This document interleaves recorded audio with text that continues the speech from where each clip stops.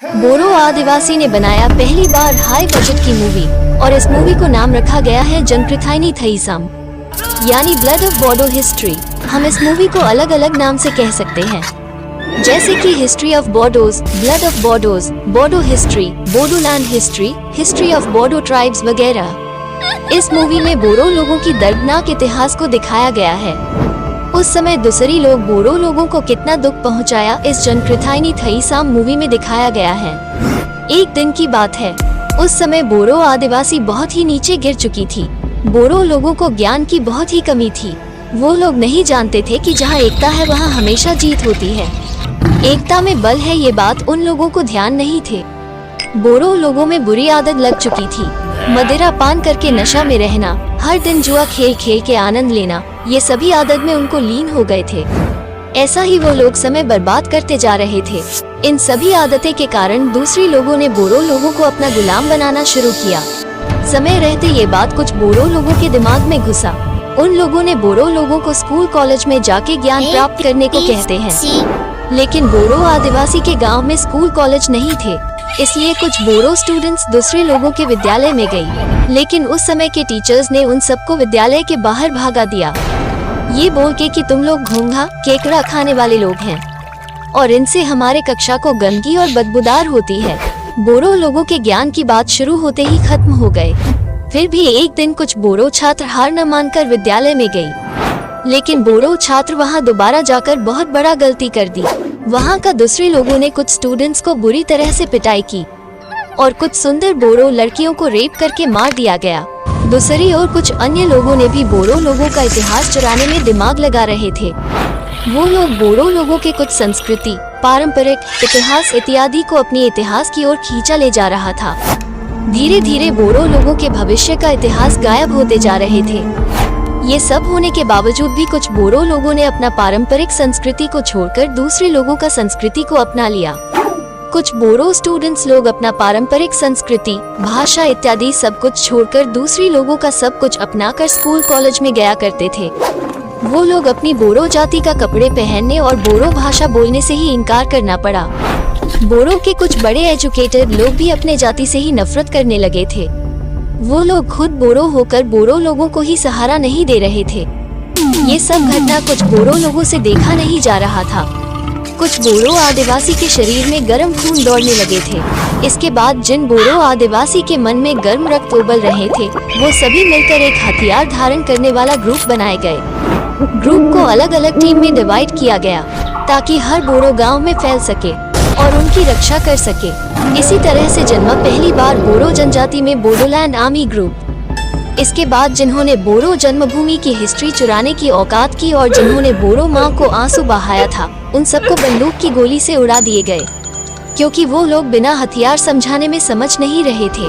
जब बोडोलैंड आर्मी अपनी ड्यूटी ईमानदारी से निभा रहे थे, तब बोडोलैंड में थोड़ी सी शांति थी।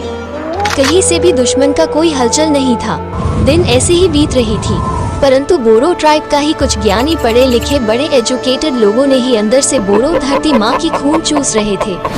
जब इस बात बोडोलैंड सशस्त्र बल को पता चली तो वहाँ जाकर समझाया गया। न मानने पर गोली से ठोक डाली। ये खून है बोरो इंसान की। अगर एक बार किसी ने उसे उबलने पर मजबूर कर दी तो वो जीने और मरने में कुछ फर्क नहीं दिखता। ये सभी कार्य बोरो सेना को सहना नहीं जाता, लेकिन बोडोलैंड आर्मी की ये सभी आदत पुलिस की नजर में गलत थी। पुलिस की नजर में ये सब टेररिस्ट थे। पुलिस लोगों के पास एनकाउंटर का ऑर्डर थे। जिस लोकेशन पर बोडोलैंड आर्मी निवास करते थे, उनकी इंफॉर्मेशन पुलिस को पता चलते थे। जब पुलिस बोरो गांव में आकर बोरो आतंकवादी की तलाश करने के लिए आते थे और जब पुलिस और बोरो आतंकवादी दोनों के बीच आमने सामने होते थे, तो बहुत बड़ा युद्ध चलते थे। इस युद्ध में बोडोलैंड आर्मी टीम को कंट्रोल करना बहुत ही बड़े बात थे, क्योंकि वो लोग हार मानने के करीब भी नहीं थे। वो लोग हार मानने वालों में से नहीं था। बोडोलैंड आर्मी वालों को वचन दे दिया होता है कि हमारे जीवन जिंदगी समाप्त हो जाए, परंतु हमारी प्यारी बोरो धरती माँ को शत्रु से बचाना हमारे कर्तव्य है। उनको वादा दे दिया होता है कि हम मर जाएंगे फिर भी हम आगे बढ़ते ही रहेंगे। कभी भी हम बोरो माताओं के आंखें में आंसू बहाने नहीं दे सकता। इन बोरो उग्रवादी की इतनी साहस और हिम्मत को देखकर पुलिस टीम को इंडियन आर्मी को भी युद्ध में साथ लेकर आना पड़ते थे। इस बोडोलैंड आर्मी और इंडियन आर्मी के बीच हुई लड़ाई में अनेकों बोडो गाँव वासियों का भी जान चली गई थी, क्योंकि उस समय का पुलिस और भारतीय फौजी लोग चलते हुई लड़ाई में बोडो एक्सट्रीमिस्ट के साथ जिनको देखते हैं उनके ऊपर गोली चलाई करते थे। बोडो आर्मी समझ गए थे और अपनी गलती स्वीकार कर लिया था कि हमारे साथ बोडो लोग संकट में पड़ गए। इसके बाद वो लोग जंगल में रहना शुरू किया। यदि कोई भी उनके साथ युद्ध हो और बोडो गांव वालों को नुकसान न हो, वो लोग जंगल में ही रहकर बोडो लोगों को और बोडो के इतिहास को रक्षा किया। लेकिन बोडो जनजाति में ही ऐसे भी लोग थे जो बोडो आदिवासी के जंगल की कैंपिंग के बारे में पुलिस को इन्फॉर्मेशन दिया करते थे। वो लोग अपनी ही जाति के विरोध थे। पुलिस जानकारी मिलके बोडो मिलिटेंट को पकड़ने के लिए फौजी लोगों के साथ जंगल में आ गया, जहां बोडो उग्रपंथी लोग कैंप करके रखा था। जंगल में बोडोलैंड आर्मी और भारतीय सैनिक के साथ बहुत बड़ा हथियार युद्ध हुआ। दिन रात ये हथियार युद्ध इंडियन सोल्जर्स और बोडोलैंड आर्मी के बीच रुकने का नाम ही नहीं ले रहे थे। दोनों के बीच हुई युद्ध में कोई भी हारने का नाम ही नहीं ले रहे थे। इस वेपन वॉर में कई बोडो टेररिस्ट और कई पुलिस और इंडियन सोल्जर्स मारे गए। बोडो उग्रवादी की असली मकसद था अलग राज्य बोडोलैंड, डिवाइड असम 50-50। बोडोलैंड आर्मी के टीम लीडर बहुत ही दयालु मन के होते थे। जब वो एहसास होता था कि हमारे बोडो वीर सेना और ज्यादा लड़ नहीं पाएंगे, तो वो सबको आगे से सुरक्षित जगह पर भागने को कहते हैं। और वो बोडोलैंड आर्मी टीम लीडर अकेले ही शत्रु से बिना थके लड़ते थे। जब वो भी एहसास होता है कि बोडो धरती माँ के लिए वो खुद भी लड़ नहीं पाएंगे, तो वो पुलिस आर्मी के हथियार से निकले गोली को अपनाकर और अंतिम सांस लेकर बोडोलैंड के लिए शहीद हो जाता है। कुछ बोडो आर्मी ऐसे भी थे, जब युद्ध चलते समय खुद पर बुरी तरह से गोली लग गया, तो वो खुद को ही अपनी हथियार से गोली चलाकर दम तोड़ती हैं, ताकि उनके लिए अपनी दोस्तों को तकलीफ न हो।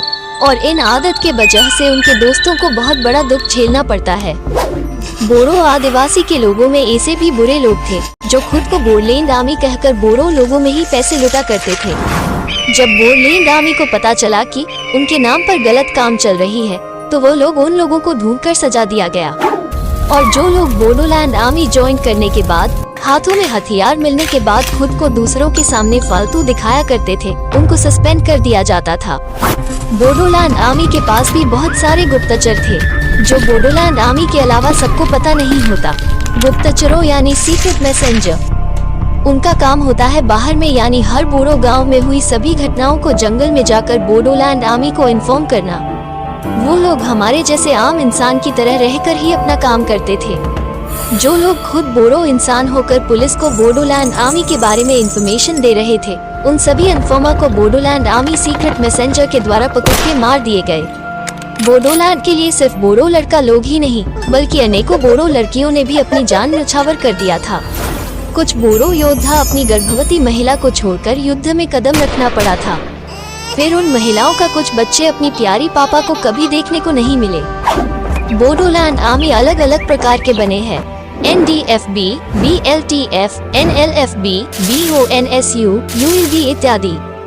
सबसे पहले बोडोलैंड के लिए NDFB ग्रुप बने थे। NDFB का full form national democratic front of Bodoland. इस समूह का फाउंडर थे रंजन डेमारी। रंजन डेमारी का दूसरा नाम था डियर नाबला यानी रानसीग्रा नाबला डेमारी। बी सावराइग्रा इस ग्रुप का प्रेसिडेंट थे। वाइस प्रेसिडेंट था जी बिडाई और जनरल सेक्रेटरी BR फेरिंगा थे। पहली बार NDFB का जन्म होता है 3 अक्टूबर 1986 में, लेकिन उस समय NDFB का नाम BDSF थे। BDSF का फुल फॉर्म होता है बोडो सिक्योरिटी फोर्स। उसके बाद 25 नवंबर 1994 में BDSF नाम को NDFB नाम में बदल दिया गया। फिर 2008 में NDFB नाम को अलग अलग नाम में डिवाइड किया गया, जैसे कि NDFBP, NDFBR, NDFBS। बोडो आदिवासी खुद कितना बड़ा आदिवासी है उनके बारे में सोचना 1980 से शुरू कर दिया था। उस समय बोडो लोगों आदिवासी रूप में था, लेकिन अब जनजाति यानी ST रूप में माना गया। आज बोडो आदिवासी असम की सबसे बड़ी ट्राइब है। रंजन डेमाई का जन्म 21 फरवरी 1960 को हुआ था और आज वो जेल के अंदर जीवन बिताने को मजबूरी है। पहले रंजन डेमाई जेल से बाहर निकल चुके थे, लेकिन असम बॉम्बिंग्स केस में उनको जेल के अंदर फिर से डाल दिया गया। लेकिन बोडो लोगों का कहना है कि ये बम विस्फोट रंजन डेमाई यानी NDFB ने ही किया। ये कहना पूरी तरह से गलत होगा। इसके बाद BLTF नाम से 18 जून 1996 को दूसरे बोडोलैंड आर्मी ग्रुप बन गए। BLTF का फुल फॉर्म होता है बोडो लिबरेशन टाइगर्स फोर्स। ये BLTF Bodoland army group Prem Singh drummer और हाग्रामा मोहिलारी द्वारा हुआ है। बोडो की ये लड़ाई बोडो बाथो, बोडो क्रिश्चियन और बोडो हिंदू साथ मिलकर लड़े थे। इस बोडोलैंड मूवमेंट में ABSU और बोडोलैंड आर्मी दोनों अपनी जीवन न्यौछावर कर दिया था। ABSU का फुल फॉर्म होता है ऑल बोडो स्टूडेंट्स यूनियन। 2009 से 2017 तक प्रमोद बोरो ABSU का प्रेसिडेंट हुआ करते थे। फिर उसके बाद वो आज BTC का सेकंड चीफ एग्जीक्यूटिव मेंबर बन गए। BTC का फुल फॉर्म होता है बोडोलैंड टेरिटोरियल काउंसिल। आज BTC को BTR यानी बोडोलैंड टेरिटोरियल रीजन नाम से जाना जाता है। इससे पहले 2005 से 2009 तक ABSU का प्रेसिडेंट रोंगोरा नार्जारी हुआ करता था, लेकिन अब वर्तमान में डिपेंग बोरो ABSU के प्रेसिडेंट रूप में मौजूद हैं। प्रमोद बोरो से पहले BTC का चीफ एग्जीक्यूटिव मेंबर 2005 से 2020 तक हाग्रामा मोहिलारी हुआ करते थे। बोडोलैंड की इस युद्ध में सबसे पहले मार्टर हुए सुजीत नार्जारी। जब वो लोग बोडोलैंड मूवमेंट करके असम के गुवाहाटी से लौट रहे थे, तभी अचानक अटैक के दौरान शहीद हो गए। सुजीत नार्जारी का जन्म 8 जनवरी 1972 में कोकराझार भाटीपारा में हुआ। उनके माता का नाम लामेश्वरी नार्जारी और पिता मंगल सिंह नार्जारी थे। सुजीत नार्जारी घर का बड़े बेटा और उनका छोटा भाई उजित नार्जारी थे। सुजीत नार्जारी स्पोर्ट्स में अच्छा लगता था, खास करके फुटबॉल खेलना उनको सबसे अच्छा लगते थे। एक बार सुजीत फुटबॉल खेलने असम की बोडोलैंड से दिल्ली तक भी जा चुके हैं। जब 12 जून 1987 को सुजीत नार्जारी शहीद हुए, तब उनके क्लास 10 की HSLC मैट्रिक परीक्षा होने कुछ ही हफ्ता बाकी थे।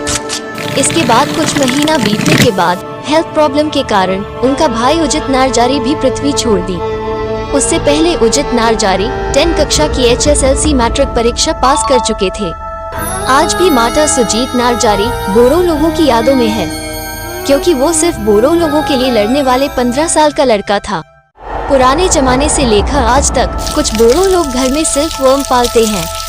आसान भाषा में पहले एक तितली अंडा देती है, उसके बाद अंडे से छोटे छोटे लावा होती है और ये लावा खाने लायक होती है।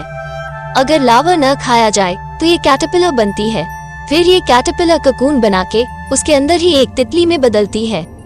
लोग उस ककून से रेशम यानी कपड़े बनाती है। बोडो लोगों की ये कुछ खास तरह के संगीत यंत्र है।